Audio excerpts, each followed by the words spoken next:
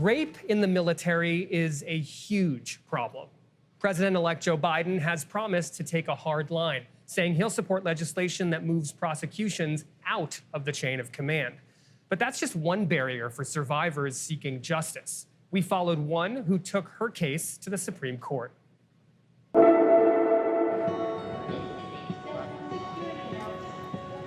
I've gotten a lot of hometown people praying for us. Harmony Allen has been fighting for justice for over 2 decades. Sheesh, this has definitely been a marathon of a fight.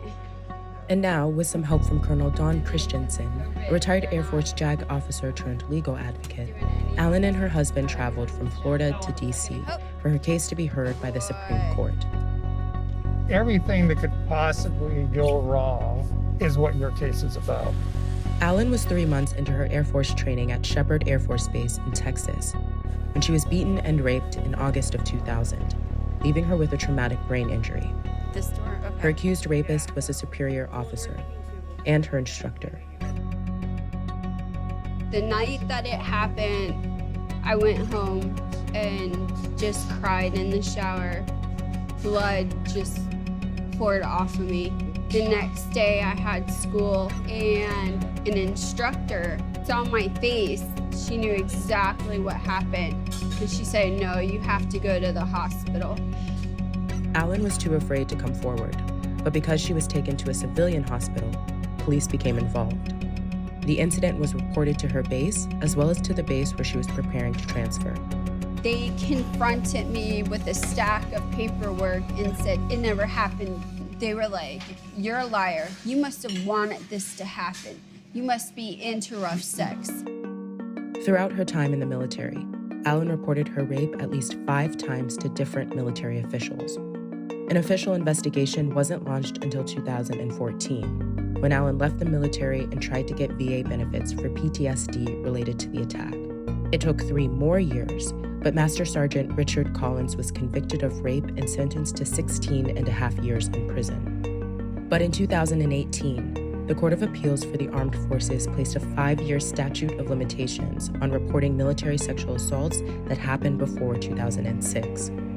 Master Sergeant Collins appealed based on the new precedent and won. He walked free after just 2 years in prison. But Allen decided to fight back again. She is now taking her case to the Supreme Court. Almost never does a military case go to the Supreme Court, and I said, we need to write a letter to the Judge Advocate General of the Air Force. And you wrote,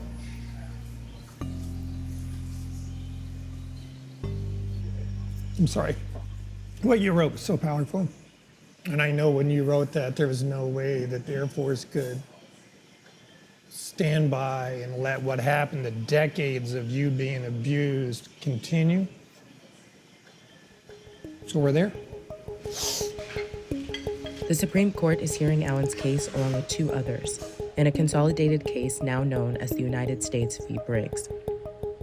Allen and her fellow plaintiffs are among 5 victims who have seen their rapist convictions vacated because of the new statute of limitations, and at least 10 victims whose cases have been dismissed by the military. But the problem it represents is massive. About 25% of women in the United States military experience sexual harassment each year. About 60% of the women who report a sexual assault case will be retaliated against. 1 in 3 women who report a sexual assault or rape in the military are forced out of the military within a year. That lack of accountability is a failure on the chain of command. The problem made international headlines in April when Army Specialist Vanessa Guillen, who was stationed at Fort Hood, was found brutally murdered. Her family says Guillen told them she was being sexually harassed by an officer, and they believe the same perpetrator is responsible for her death. Guillen's death sparked what is being called the military's Me Too moment. And now, with increased pressure on Congress to address military impunity, the Guillen family is pushing to pass the I Am Vanessa Guillen bill. It would make sexual harassment a crime within the Uniform Code of Military Justice and take decisions to prosecute out of the military chain of command. Vanessa Guillen fought for us, and now it's time to fight for her. I think right now we are at a point where we could actually have real change. It is Vanessa Guillen. What happened to her has galvanized members of the military, it's galvanized people on the Hill, and it's Harmony's case. I am so nervous. I didn't have a good sleep. I'm literally the only female in the military to ever take their rape case to the Supreme Court. So either way, it's setting a precedence, and that's the part that has me scared. On the day of the Supreme Court arguments, Allen tuned in virtually from the office of her representative, Congressman Brian Mast. Justice Alito, could you explain why you think the statutory language is clear enough? What's that? I got lots of questions. Thank you. Allen won't hear the results of her case for potentially months, but it took her back 20 years to the day of her assault. I remember Sergeant Collins being on top of me. I was knocked out. And when I came to, I could tell that I lost. And he was yelling at me, "Take it, bitch. No one's gonna believe you if you say something, because I'm a sergeant and you're an airman." And he said, "And if you do, I'll fail you out of radiology school." And then the last thing he said was that he would kill me. And every part of my body hurt. And I just laid there thinking that I'm gonna die. And I can't forget it.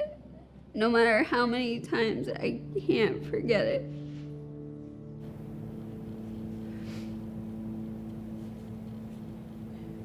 Do you want a break? Allen had to stop the interview, but wanted us to show this footage. We followed up with her to let her explain why. I want people to see the footage, to understand, to believe victims, to believe me about what happened. I'm gonna get sick. About what my rapist did to me and what he still takes from me every day.